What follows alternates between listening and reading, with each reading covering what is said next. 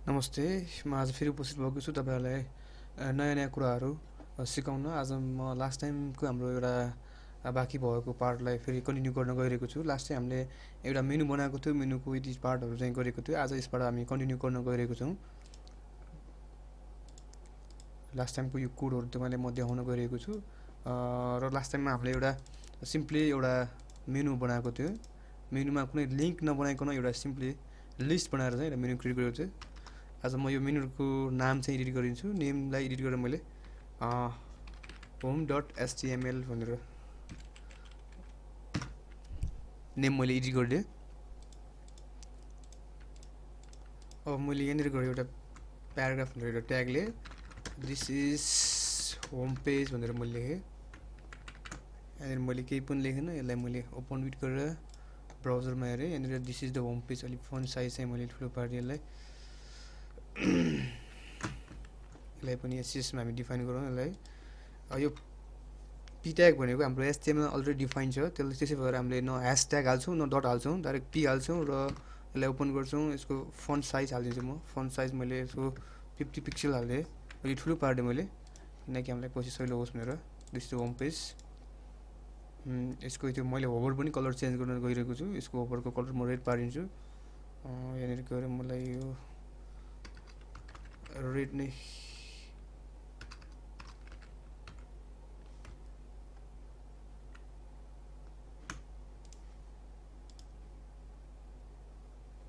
Red पारिदिएँ मैले होमको display colour, र font colour चाहिँ ब्याकग्राउन्ड भएको छ, वाइट नै पारिदिएँ मैले। फन्ट कलरलाई चाहिँ वाइट पारिदिएँ, एफएफएफ 3टा हालिदिएँ, वाइट भयो। अहिले चाहिँ ठिक भइसकेको छ। अब हामी यसैमा लिङ्क हाल्छौँ। लिङ्क हाल्ने बित्तिकै यो अलिकति स्टाइल चेन्ज हुन्छ। जस्तै यहाँनिर हालौँ, यहाँनिर गएर मैले एउटा a.href भनेर लिङ्क हालिदिएँ। यसमा मैले लिस्टलाई नै लिङ्क हालिदिएँ। यहाँनिर यसलाई मैले यहाँनिर गएर इन्डेक्सलाई हाम्रो home.html हालिदिएँ मैले। अब यो लिस्टमा चेन्ज हुन्छ होला जस्तो लाग्छ मलाई। यहाँनिर हेर्नुहोस् तपाईँको, अब यो होमको कलर चेन्ज भइसकेको छ। त्यही भएर मैले यहाँनिर गएर यसको ए को स्टाइल चेन्ज गरिदिन्छु। हाम्रो युएलको ए, ह्यास nav युएलको एलाई चाहिँ मैले टेक्स्ट डेकोरेसन चाहिँ नन गरिदिएँ मैले। कलर चाहिँ वाइट पारिदिएँ मैले। त्यसपछि यसमै कलर चाहिँ हाम्रो ह्यास एफएफएफ भनेको हाम्रो वाइट हो। र मैले स्टाइललाई चाहिँ मैले चेन्ज गरिहालेँ यहाँनिर। अब यही चाहिँ यही कोड चाहिँ यसमा रिपिट गरौँ हामी। यहाँ पनि एउटा ए ट्याग हालौँ। मैले कट गरेर यो ट्यागभित्र हालिदिएँ।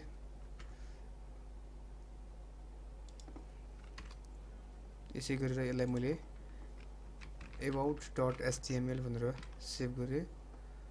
यहाँनिर पनि एउटा मैले ए ट्याग हालेँ। यहाँनिर यसलाई मैले servic services.html भनेर सेभ गरेँ र यो एलआईलाई मैले कट गरेर यहाँभित्र हालिदिएँ। यसै गरी कन्टिन्युस गरौँ। यो पनि मैले info.html भनेर सेभ गरेँ यसलाई।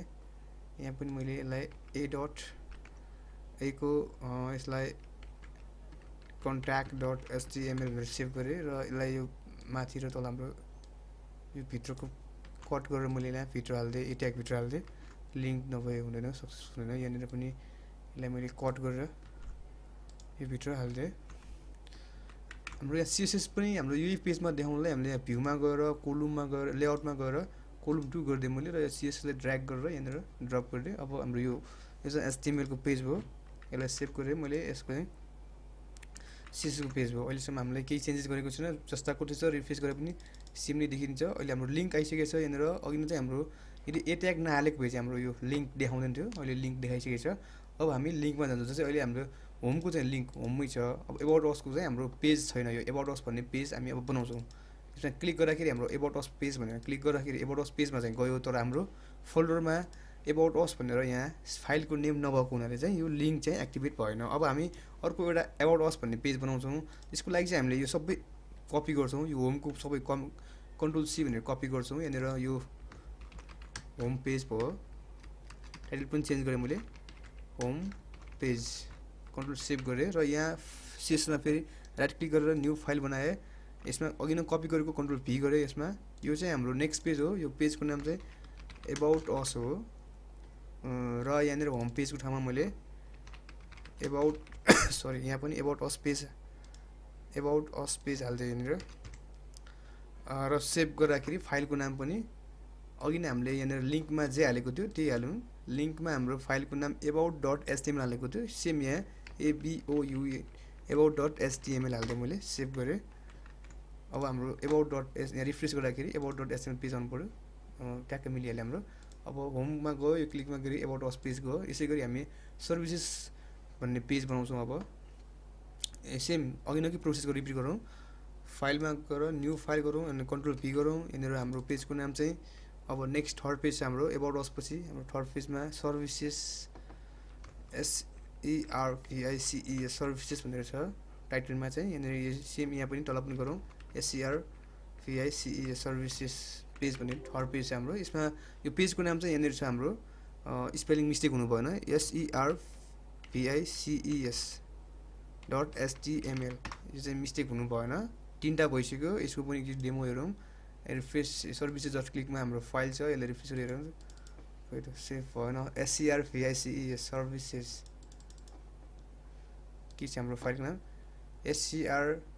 स्पेलिङ मिस्टेक भएको रहेछ, SERVICES सर्भिसेस.html भनेर मैले रिफ्रेस गरिदिएँ। अब यहाँ फेरि ब्याक गरौँ मैले, यहाँनिर हाम्रो होममा ठिक छ, सर्भिसेसमा अब सर्भिसेस पेज भनेर आयो। नेक्स्ट यसै गरी हामी अर्को पेज बनाउँछौँ, इन्फो भन्ने पेज बनाउँछौँ। यहाँनिर मैले एउटा नयाँ पेज बनाएँ, यसो अनि कन्ट्रोल भी गरिदिएँ। यहाँनिर हाम्रो इन्फर्मेसन इन्फर्मेसन भन्ने पेज छ। यहाँनिर मैले होमको ठाउँमा नि इन्फर्मेसन भनेर हालिदिएँ। अब यो सेभ गर्दाखेरि यहाँ फाइलको नाम चाहिँ यहाँनिर लिङ्कमा छ हाम्रो info.html भन्ने छ। त्यही भएर हामी यहाँ पनि info.html नै सेभ गर्छौँ। र हाम्रो लास्ट एउटा पेज बाँकी छ, मैले त्यो पनि बनाइहालेँ। न्यू गरेर कन्ट्रोल भी गरेँ, यसलाई सेभ गर्नु बिर्सेछु मैले। यहाँनिर यसलाई फेरि कन्ट्रोल भी गरेँ। यहाँनिर हाम्रो लास्ट पेज छ एउटा कन्ट्याक्ट अस भन्ने एउटा पेज छ। यसमा पनि मैले कन्ट्याक्ट अस पेज भनेर सेभ गरेँ। यसलाई पनि सेभ गर्दाखेरि हाम्रो यहाँ स्पेलिङ अघि जस्तो मिस्टेकहरू हुनु भएन, CONTACT contact.html भनेर मैले यसलाई पनि ओके गरिदिएँ, सेभ गरेँ। हाम्रो सबै अब फाइल रेडी भइसकेको छ। अब यो home page, about us page, services dot information र कन्ट्याक्ट अस भनेर पेज छ हाम्रो। अहिले चाहिँ एउटै फोल्डरमा सबै पेजलाई मैले सबै पेजमा सबै स्टाइलहरू सबै सेम छ, हाम्रो सेसेस सबै सेम छ, लिङ्कबाट युज गरेको छ, टपमा सबैमा सेम नै लिङ्क युज गरेको छ। अब यसमा हामी एउटा यो नयाँ टपमा एउटा .activ एक्टिभ भन्ने एउटा मैले कुनै क्लास बनाएँ, क्लासलाई मैले डिफाइन गरेँ। यसमा मैले ब्याकग्राउन्ड हालिदिएँ, रेड नै हालिदिएँ। यसमा एक्टिभ भएको यसमा चाहिँ मैले ब्याकग्राउन्ड रेड नै भयो। पिक्सल नि प्याडिङ हालिदिएँ मैले, प्याडिङ सेम अघि नै 10 पिक्सल नै हालिदिएँ। र मलाई कलर पनि टेक्स्ट कलर यो हो, टेक्स्ट कलर पनि मैले SFFF नै हालिदिएँ, नभए यसमा चेन्ज गर्न पनि सकिन्छ। अब हामी फर्स्टदेखि जाउँ, फेरि मैले यसलाई मेटाइदिएँ। अब हामीले यो होम पेजमा छ हाम्रो, होम पेजमा चाहिँ होमलाई एक्टिभ गर्नु पऱ्यो भनेपछि अब होम पेजको चाहिँ यसलाई चाहिँ क्लासलाई मैले क्लास हालेर ACTI एक्टिभ भनेर लेखिदिएँ। अब यो होम पेजमा चाहिँ रातो हुने भयो। अहिले हाम्रो एक्टिभ आइसकेको छ। यसै गरी अब हाम्रो यो एबाउट अस पेजमा जाँदाखेरि हाम्रो यो एबाउट असलाई पनि यसले एक्टिभ गराउँ। अब नेक्स्ट पेजमा हाम्रो एबाउट अस पेजमा पनि यसमा गएर क्लासमा गएर ACTIV एक्टिभ गरिदिएँ मैले। मिस्टेक सरी माफ गर्नु होला, यहाँ होममा गरेको छ मैले। एबाउट असमा जानुपर्ने, एबाउट असमा गएर class equals to ACTIV active गरिदिएँ। यसलाई पनि मैले सेभ गर्दै र रिफ्रेस गरेर हेर्दाखेरि यसो पनि आउनु पऱ्यो एक्टिभ। यस, यसै गरी हामी सर्भिसेसमा जाउँ। सर्भिसेस भन्ने पेजमा पनि सर्भिस भन्ने यसलाई चाहिँ मैले यहाँनिर क्लास एसी टिआइपी एक्टिभ गरिदिएँ। यसमा यसलाई मैले रिफ्रेस गरिदिएँ, यसमा पनि आयो। यसै गरी हाम्रो सर्भिस पछाडि हाम्रो अब अर्को नेक्स्ट पेज छ इन्फर्मेसन भन्ने पेज छ। इन्फर्मेसन क्लिक गरी आएन। अब इन्फर्मेसन भन्ने पेजमा गएर इन्फोमा गएर म यसलाई यसको पनि क्लासमा गएर एसीटी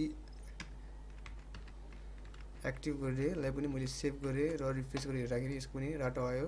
लास्ट हाम्रो एउटा लास्ट पेज बाँकी छ कन्ट्याक्ट अस भन्ने पेजमा गएर कन्ट्याक्ट असको एलआईमा मैले गएर र क्लास सबै क्लासको नाम दिएको थियो एसीटीआईपी एक्टिभ। अब चाहिँ हाम्रो सक्सेसफुल भयो सबै।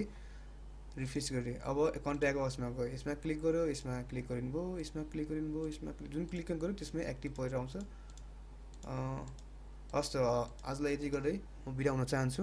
अर्को भिडियोमा अर्को नयाँ कुनै टपिकमा लिएर हजुरको सामु उपस्थित हुने बाचा गर्दै आजलाई बिदा हुन चाहन्छु। हस् त, नमस्ते।